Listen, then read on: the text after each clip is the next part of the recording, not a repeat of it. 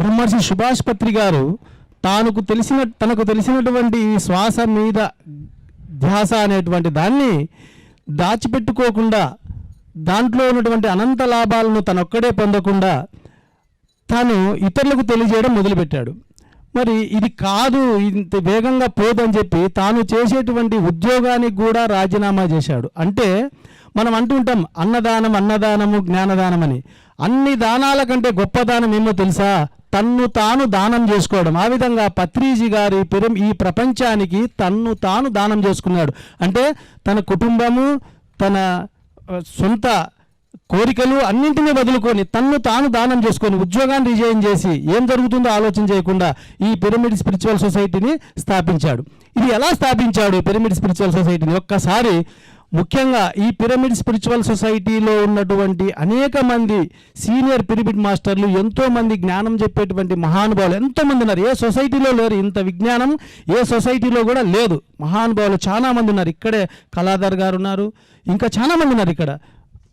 వాళ్ళ పేర్లు అందరూ, ఓబాయ్ సార్, రామసుబ్బారెడ్డి సార్ ఉన్నారు, ఈయన సహచరుడు ఓబాయ్ సార్, ఇలా ఎంతోమంది జ్ఞానులంతా ఉన్నారు. నాకైతే అంత జ్ఞానం లేదు, కానీ ఈ పిరమిడ్ స్పిరిచువల్ సొసైటీ ఏ విధంగా స్థాపించాడంటే ఒక విషయం గురించి కొన్ని మాటలు ఎందుకంటే చెప్పదలుచుకున్నాను, చెప్పాల్సిన బాధ్యత ఉంది అనిపించి చెప్తున్నాను. దీనికి మరి కాంట్రవర్సీ ఏం కాదు, ఎవరిని ఉద్దేశించి ఏం కాదు. ఇది కరెక్ట్ అయితే కరెక్ట్ అనుకోండి, మళ్ళీ దీనికి ఆర్గ్యుమెంట్ కూడా లేదు. తప్పు అయితే తప్పు అనండి, నో ప్రాబ్లం. ఏంటంటే ఇవాళ ఇక్కడ ఒక పిరమిడ్ స్పిరిచువల్ సొసైటీ స్థాపించారు. ఇది ఏం చేసినారు? ప్రభావతమ్మ సొంతంగా తను అనుకుంటే తనే వేసుకోవచ్చు ఆ పిరమిడ్ అంతా. కానీ కొంతమంది తన కుటుంబంలో లేకోకుండా తనకు తెలిసిన వాళ్ళను, స్నేహితులను అందరినీ కలుపుకొని ఒక ట్రస్ట్ ఏర్పాటు చేసినారు. అవునమ్మా? ఎస్, ట్రస్ట్ ఏర్పాటు చేశారు. ప్రభావితం ఏమని ఇందాక మేము ఉన్నప్పుడు పర్వాలేదు, మేము లేకున్నా అంటే వాళ్ళు ఈ శరీరం వదిలిపెట్టి వెళ్ళిపోయినా కూడా అప్పుడు సొంతంగా ప్రభావితం అదే ఈ సొసైటీ అయితే, ఈ ట్రస్ట్ అయితే, అప్పుడు వాళ్ళ పిల్లలు వచ్చి ఇది మాది, మేము దీన్ని వేరే రిసార్ట్స్కి ఇచ్చుకుంటాం, మీరు వెళ్ళిపోయిన ధ్యానం లేదు, బాణం లేదంటారు. అప్పుడు ఏం చేస్తారు? సో అలా కాకుండా ఒక సొసైటీని ఏర్పాటు చేసి అనేక మంది ఇతరులను, కొంతమంది వ్యక్తులను, అంటే తనతో పాటు సమానమైనటువంటి భావాలు కలిగినటువంటి వ్యక్తులను ఈ ట్రస్ట్లో ఏర్పాటు చేసుకుని ఒక ట్రస్ట్ ఫామ్ చేసింది. మరి ఇట్లా ఎన్నో ట్రస్ట్లు ఫామ్ చేస్తూ ఉన్నారు. కానీ మన సొసైటీలో కొన్ని ప్రాంతాలలో మీరు గమనించండి, వాళ్ళ కుటుంబ సభ్యులతో మాత్రమే ట్రస్ట్లు ఏర్పాటు చేసుకున్నారు. ఇవాళ అటువంటి ట్రస్ట్లకి ఒక రాష్ట్రం కాదు, అనేక ప్రాంతాల నుంచి పిరమిడ్ స్పిరిచువల్ సొసైటీ మూవ్మెంట్ నుంచి అన్ని ప్రాంతాల నుంచి డబ్బులు, పుస్తకాలు ప్రింట్ చేసి డబ్బులు వసూలు చేసి తీసుకొని పోతున్నారు. ఈ విధంగా అన్ని ప్రాంతాలకు పుస్తకాలు తీసుకొని వచ్చి చందాలు వసూలు చేస్తే మరి ఎన్నో పిరమిడ్లు మీరు గమనించారో లేదో, ఎన్నో పిరమిడ్లు ఈరోజు కుంటుపడ్డాయి. అంటే మనం అంటుంటాం చాలా దేవాలయాలు ధూప నైవేద్య అవి లేకోకుండా కుంటుపడ్డాయి అని. దానికి అప్పుడు తిరుపతి దేవస్థానం చేయూతనిస్తుంది. మనకి ఎవరు చేయూతనిస్తారు? ఇక్కడ ఒక పిరమిడ్ ఉంది, ఇలా ఎన్నో పిరమిడ్లు కట్టినారు మొత్తం రాష్ట్ర వ్యాప్తంగా. అక్కడ కట్టినటువంటి ఆ పిరమిడ్లో ఉన్నటువంటి మాస్టర్లు ఎంతోమంది మహానుభావులు ఉన్నారు. చాలా మంది పిరమిడ్ మాస్టర్లు అంతా కూడా దిగువ మధ్య తరగతి వారు. గుర్తించండి, ఆ దిగువ మధ్య తరగతి వారు ఎన్నో సమస్యలు తీరుతాయి, ధ్యానం చేస్తాని ఇటుకు వస్తారు. మరి వచ్చినప్పటి నుంచి పుస్తకాలు ఎత్తుకొని వచ్చి ఇక్కడ మేము యాగం చేస్తున్నాం, అక్కడ సంబరం చేస్తున్నాం, అక్కడ యజ్ఞం చేస్తున్నాం, అక్కడ ర్యాలీ చేస్తున్నాం, అది ఇక్కడ చేస్తున్నాం, అది చేస్తున్నాం అని డబ్బులు తీసుకొని పోతే ఈ పిరమిడ్ ఎవడు చేస్తాడు? మళ్ళీ వీడు ఎత్తుకొని పోవాలి అడుక్కోవడానికి.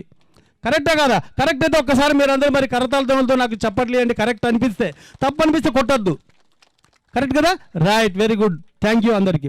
సో ఇలా జరగకూడదు. అన్ని పిరమిడ్ ధ్యాన కేంద్రాలు శక్తివంతంగా ఉండాలా. పత్రిజీ అందుకే ఈ పిరమిడ్ స్పిరిచువల్ సొసైటీ మూమెంట్ను ఒక కేంద్రీకృత వ్యవస్థగా కాకుండా ఏ పిరమిడ్ సొసైటీ ఆ పిరమిడ్ సొసైటీని అభివృద్ధి చేసుకోవాలా. ఇక్కడ ఉన్నటువంటి ఈ పిరమిడ్ ధ్యాన కేంద్రం, ఇక్కడ ఉన్నటువంటి సభ్యులు, ఈ ప్రాంతంలో ఉన్నటువంటి వాళ్ళంతా మీరు డెవలప్ చేసుకోవాలా, మీ పరిసరాల్లో ఉన్నటువంటి సహకారంతో తీసుకోవాలా అని చెప్తూ పోయినాడు. మరి అట్లా కాకుండా ఉత్సవాలు జరుపుతున్నామని, ఉత్సవాలు జరపద్దని ఎవరు చెప్పడం లే. ఉత్సవాలు ఖచ్చితంగా జరపాలా, అందరం పోవాలి. అయితే ఉత్సవాలు జరుపుతున్నటువంటి నెపముతో వచ్చి పుస్తకాలు ప్రింట్ చేసి డబ్బులు తీసుకొని పోతే అది శుద్ధ తప్పు. ఎందుకంటే ఈరోజు ఎంతో టెక్నాలజీ పెరిగింది. కూలి పని చేసుకునేటువంటి కార్మికుడు కూడా ఒక ఛాయ్ తాగితే, ఒక కాఫీ తాగితే తన ఫోన్లో నుంచి అమౌంట్ కొడుతున్నాడు. మరి ఈరోజు ఇంత డెవలప్మెంట్ చేసేటువంటి మనం, ఇంత అభివృద్ధి చెందినటువంటి మనము ఆధ్యాత్మికంగా అభివృద్ధి చెందినాం, తర్వాత భౌతికంగా ఎంతో ఎంతో జ్ఞానం ఉంది. మరి మనం పుస్తకాలు తీసుకొని వస్తే ప్రింట్ చేస్తే ఆ పుస్తకాల్లో చందాలు వసూలు చేసేటువంటి వాళ్ళు డబ్బు అనేటువంటిది ఏం జరుగుతుందంటే డబ్బు మహాశక్తివంతం. దాన్ని మాయకు లోనైతే అక్కడ 1,00,000 రూపాయల పుస్తకాలు తీసుకొని వచ్చి తాడిపత్రి ధ్యాన కేంద్రంలోకి ఏదో సొసైటీ వాళ్ళు ఒక 20 పుస్తకాలు ఇచ్చినారు. 20 మందికి పంపిస్తా. 20 మందిలో ఒకడు ఆర్థికంగా ఇబ్బంది పడి ఉంటాడు. వాడు ధ్యాన కేంద్రానికి అయ్యా అని చెప్పి 1,000 రూపాయలు వసూలు చేస్తాడు. ఒక్కొక్కరితో 2,000 వసూలు చేస్తాడు. పైన 1,000 రూపాయలు పెడతాడు, కింద 100 అంటాడు. నువ్వేం చేస్తావు? ఏమైనా చేయగలుగుతావా? నేను గమనించిన కూడా చెప్తున్నా. మరి అక్కడ ఆ అబ్బాయి వసూలు చేసినటువంటి 10,000 15,000 నీకు వచ్చేది 1,000 రూపాయలే. మరి ఇక్కడ 15,000 రూపాయలు వృధా అయిపోయింది. ఎందుకు వసూలు చేస్తున్నారు? నగదు వసూలు చేయకుండా బ్యాంకు ద్వారా ఎందుకు తీసుకోలేకపోతున్నారు? సో కాబట్టి ఈ రోజు నుంచి నేను కర్తాల్ పిరమిడ్ మాస్టర్లకు కూడా నేను ఆ విధంగా చెప్పడం జరిగింది. నెక్స్ట్ ఇయర్ సార్ దయచేసి మీరు పుస్తకాలు ప్రింట్ చేసి పల్లెలకు పంపించొద్దండి, అన్ని ఊర్లకు పంపించొద్దండి, ఆన్లైన్లో తీసుకోండి, మీరు ఆన్లైన్లో తీసుకోండి. ఇంకా ఎవరైనా ఫోన్ ద్వారా ఆన్లైన్ ద్వారా చేయలేని వాళ్ళు ఉంటే అక్కడికి వచ్చి వాళ్ళు ఒక హుండీ పెట్టుకోండి, లేకుంటే ఒక చిన్న ఒక్కసారి ఒక కౌంటర్లో పెట్టుకోండి, ఇస్తారు. మ్యాక్సిమం ఇవాళ ఎవరూ లేరు ఆ టెక్నాలజీ తెలియని వాడు. నాకు తెలిసి 100కి 99 మంది ఆ విధంగా చేసేటువంటి శక్తి సామర్థ్యాలు ఉన్నాయి. కాబట్టి మనమంతా సీనియర్ పిరమిడ్ మాస్టర్లు జ్ఞానం ఒకటే కాదు చెప్పాల్సింది, ఈ పిరమిడ్ స్పిరిచువల్ సొసైటీ మూమెంట్ను ఏ విధంగా నిరాటంకంగా తీసుకొని పోవాలి. ఇప్పుడు ఇక్కడ ఉత్సవం జరిగింది కాబట్టి ఇక్కడ లోకల్లో ఉన్నటువంటి వాళ్ళు, ఇక్కడ ఉన్నటువంటి ప్రాంతంలో ఉన్నటువంటి వాళ్ళందరికీ కూడా ఇక్కడ ధ్యానం ఉందంట, ఇక్కడ ఏదో శ్వాస మీద ధ్యాస పెడితే ఆరోగ్యం బాగవుతుందంట, ఆర్థికంగా మనం బాగుపడతామంట, ఎన్నో విషయాలు తెలుసుకుంటాం. అట్లా కాకుండా ఇక్కడున్న డబ్బులన్నీ ఎత్తుకుపోయి ఎక్కడో ఒకసారి ఇస్తే ఇక్కడ ఈ ఉత్సవం జరపాలంటే నిధులు ఉండవు. అప్పుడు ఏదో జరపాలని నామమాత్రంగా జరుపుతారు. కాబట్టి అది తప్పు. మీరు ఉత్సవాలకు పోండి. ఇక్కడ పోనట్లయితే మీరు అక్కడ ఎందుకు డబ్బులు ఇస్తారు? మనం పెళ్లికి పోతే చదివింపులు ఇస్తాం, పెళ్లికి పోకుండా చదివింపులు ఇస్తామా? చెప్పండి. అందరికీ చెప్తున్నా నేను, ఈ సొసైటీలో ఉన్నటువంటి అందరికీ పిరమిడ్ స్పిరిచువల్ సొసైటీలు ఖచ్చితంగా రిజిస్టర్ జరగాలి. చాలా సొసైటీలు రిజిస్టర్ లేకుండా డబ్బులు వసూలు చేస్తున్నారు. అది వారి వ్యక్తిగతమవుతుంది. మీరు ఆ పాపంలో పాలు పంచుకోవాల్సి ఉంటుంది. చందాలు ఇచ్చిన వాళ్ళు, ఆ చందాలు ఇవ్వడానికి సహకరించిన వాళ్ళకు కూడా ఆ పాపంలో భాగం పోతుంది. రేపు వాళ్ళ పిల్లలు ఇది ఏ సొసైటీది కాదు, ఇది మా వ్యక్తిగతం అంటే ఏం చేస్తారు ఈ పిరమిడ్ స్పిరిచువల్ సొసైటీలో ఉన్నటువంటి మనమంతా? కాబట్టి దయచేసి ఇది గమనించాలి. ప్రతి ట్రస్ట్ తర్వాత నిన్న కర్తాల్లో భాస్కర్ రెడ్డి సార్ చెప్పినాడు, ఈ విధంగా ఇన్ని డబ్బులు వచ్చినాయి, ఇంత ఖర్చు అయింది, ఇంత మిగులుందని. ఆ విధంగా చెప్పాలి. ఏదైనా పెద్దగా చుట్టూతా చందాలు వసూలు చేసుకొని పోతారు. మరి ఏం జరిగిందో కూడా తెలియడం లేదు. తర్వాత ఇంకొకటి, ఈ సొసైటీలో ఇంకొక విషయం ఉంది, వ్యక్తి ఆరాధన లేదు. పత్రి సార్ ఎప్పుడు కూడా తనను ఆరాధించమని అదేవిధంగా ఆయన పెట్టింటే ఈరోజు ఈ ప్రపంచంలోనే అతి పెద్ద సొసైటీకి, అతి పెద్ద మూమెంట్కు ఆయన అధ్యక్షుడైపోయిండు. కొన్ని వేల కోట్ల ఆస్తులకు అధిపతి అయ్యిండు. ఎందుకంటే కొన్ని వేల పిరమిడ్ ధ్యాన కేంద్రాలు ఉన్నాయి, కొన్ని వేల పిరమిడ్ సొసైటీలు ఉన్నాయి. మరి ఆ సొసైటీల కంటటికి అతను అధిపతి అయిపోయిండు. అలా ఎక్కడ కూడా ఎందుకంటే సమస్య వచ్చేది అధికారం ఎక్కడుంటే దానికోసం తగవలాడతాయి. ఈరోజు గండికోట కాడ ఎంతమంది రాజులు కొట్లాడుకొని ఎంతమంది ప్రాణాలు పోగొట్టుకున్నారు. ఎందుకంటే కోట అధికారం అని. అలా అధికారం లేకుండా ఉండాలనే ఉద్దేశంతో ఫస్ట్ కట్ చేసినాడు. దీన్ని వికేంద్రీకృత వ్యవస్థగా దీన్ని స్థాపించడం జరిగింది. 2, వ్యక్తిగత ఆరాధన. ఎప్పుడైతే వ్యక్తి ఆరాధన ఉంటుందో, పత్రి సార్ తనే ఆరాధించుకుంటూ పోయి ఉంటే ఈరోజు తన కింద ఉండే వాళ్ళంతా కూడా మేము పత్రి సార్ అంత వాళ్ళం వస్తారు. సో అలా ఆరాధించకుండా my dear friends, my dear masters, my dear gods, ఎంత బాగా ఇలా సంబోధించినటువంటి, ఇలా జ్ఞానం చెప్పినటువంటి మహానుభావులు ఈ యొక్క భూమి మీద ఎక్కడో ఒకరు కనపడతారు. ఇలా కరెక్టా కదా? మరి అలాంటి మహానుభావునికి ఒక్కసారి మళ్ళా మనం ధన్యవాదాలు తెలియజేసుకుందాం. ఆయన ఎప్పుడు ఆరాధించమని చెప్పలే. తర్వాత ఏం చెప్పినాడు? ఒక పెద్ద సత్యం చెప్పినాడు. ఏం సత్యం చెప్పినాడంటే, నేను ఎవరికి ఏమీ ఇవ్వను. పొరపాటున ఎవరన్నా కాళ్ళు ముక్కితే తిడతాడు, నా కాళ్ళకుండే మన్ను వస్తుంది, తిక్కోడా నీకేమొస్తుంది, నువ్వు ధ్యానం చేసుకో, నువ్వు సాధన చేసుకో, నీకు అద్భుతమైనటువంటి శక్తి, అద్భుతమైన జ్ఞానం వస్తుంది. ఎంతోమంది మహానుభావులు యోగులు చెప్పినాడు, జ్ఞానం అంతా బయట లేదు, జ్ఞానం అంతా నీ లోపలే ఉంది. అనంతమైన జ్ఞాన భండాగారం మన లోపల ఉంది. అన్నమయ్యకు ఉన్నప్పుడు, బ్రహ్మంగారికి ఉన్నప్పుడు, షిరిడి సాయినాథునికి ఉన్నప్పుడు, విరాట్ పోతులు రాఘవేంద్ర స్వామికి ఉన్నప్పుడు, పత్రిజీకి ఉన్నప్పుడు మనకెందుకు ఉండదు? ఈ సెల్ ఫోన్లో ఉన్నటువంటి జ్ఞానం అన్ని సెల్ ఫోన్లో ఉంటుందా ఉండదా? దీన్ని ఎవరు తయారు చేసినారు? మనిషి తయారు చేసినాడు. మరి మనిషి తయారు చేసినటువంటి ఈ సెల్ ఫోన్లోనే సమానమైనటువంటి జ్ఞానం ఉందా లేదా? ఉంటే చప్పట్లు కొట్టండి. ఉంది కదా? మరి దీన్ని వాడుకునే విధానం తెలిస్తే అందరం కూడా వాడుకుంటాం. అలాగే ఈ యొక్క మనలందరినీ తయారు చేసేది భగవంతుడు. మరి భగవంతుడు తయారు చేసినప్పుడు కొందరికే జ్ఞానం ఇచ్చి కొందరికే శక్తి ఇస్తాడా? లేదు, అందరికీ ఇస్తాడు.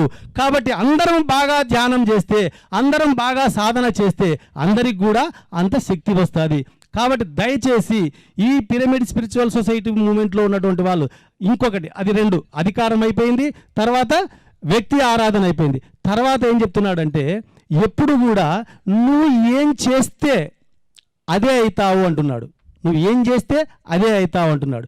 ఇక్కడ ఏం జరుగుతుంది అంటే, చాలా చోట్ల నేను అది నా వ్యక్తిగతం, దయచేసి మళ్ళీ దీనికి ఆర్గ్యుమెంట్ లేదు. మీరు రైట్ అయితే రైట్ అనండి, తప్పు అయితే తప్పండి, నో ప్రాబ్లం.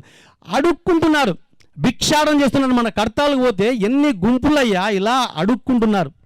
మీకు తెలుసా? అన్నదాన మహాపుణ్యం అంటారు. అసలు అన్నదానం అంటేనే తెలుసా? దానం అంటే నీ దగ్గర 100 రూపాయలంటే 10 రూపాయలు ఇవ్వడం, 1 రూపాయి ఇవ్వడం, అది నిజమైన దానం కాదు. అతడు దానంలో ఒక స్టెప్ ఎక్కుతాడు అంతే. సార్ ఏమనుకోవద్దని సార్, దానం అంటే సార్ దగ్గర కోట్ల రూపాయలు ఉన్నాయి, 30 లక్షల రూపాయలు ఇవ్వడం పెద్ద పని కాదు. అతడు అందరూ ఇవ్వలేరు, కానీ కొంత గుణం పెరిగి ఉంటుంది కాబట్టి ఆ మహానుభావుడు ఆ 30 లక్షల రూపాయలు ఇవ్వగలుగుతున్నాడు. మరి దానం అంటే మన పురాణాల్లో సత్తుప్రష్టుడని ఒక స్టోరీ ఉంటుంది. ఒక పేద బ్రాహ్మణుడు, 4 ఉంటారు కుటుంబంలో, చాలా సినిమాలో కూడా ఉంది ఇది స్టోరీ, రియల్ స్టోరీ. 4 కుటుంబ సభ్యులు ఉంటారు, బాగా వినండి. 4 కుటుంబ సభ్యులు ఉంటారు. ఆయన తన ఆహారాన్ని మన పొలాలంతా రైతులంతా వీటిపోయిన తర్వాత, అంటే ఇంకా ఏమీ వదిలిపెట్టిన తర్వాత, ఆ పొలాల్లో ఉన్నటువంటి ఏరుకొని వచ్చినటువంటి ధాన్యపు గింజలతో ఆహారాన్ని తయారు చేసుకొని తినుకుంటూ జీవించేటువంటి మహానుభావుడు, చాలా గొప్ప జ్ఞాని. అటువంటి వాడికి ఒకసారి 10-15 రోజులు ఎలాంటి గింజలు దొరకకపోతే ఒకసారి ఎలాగనో అలాగా సంపాదించుకొని ఒక పిండి తయారు చేసి 4 భార్య, తను, తన కొడుకు, కోడలు కూర్చొని తినాలనుకుంటే యముడు అతన్ని పరిశీలించాలా, ఇతడు ఎంత మహానుభావుడు అంటున్నారు, గొప్పవాడు అంటున్నారు, చూడాలని చెప్పి, అయ్యా స్వామి ఆకలి అవుతుందని వస్తాడు. మనమైతే ఏం చేస్తాం? పోయా స్వామి 10 రోజులయ్యా పోలేక, నువ్వు బాగుంది, పోయా పక్కింటికి ఆ ప్రభావతమ్ముల ఇంటికి పోయి పెడతాది, మస్తుగా ఉందని చెప్తారా చెప్పరా? కానీ ఆయన ఏం చేశాడు? అయ్యా అని ఒక పక్కన లేచిపోయి, రా స్వామి కాలు కడుక్కో, కూర్చో అని కూర్చోబెట్టి ఆ తన ఇస్తరులో ఉన్నటువంటిది పెడితే ఆహా మహానుభావుడు తిని ఇట్లా చూస్తాడు, ఆకలి తీరలే అని. వెంటనే భార్య, అయ్యా నాది కూడా తీసుకో అని ఇస్తుంది. అది తిన్నాక ఇట్లా చూస్తాడు, అప్పుడు కొడుకు తీసుకొచ్చి ఇస్తాడు, తీసుకోండి అని.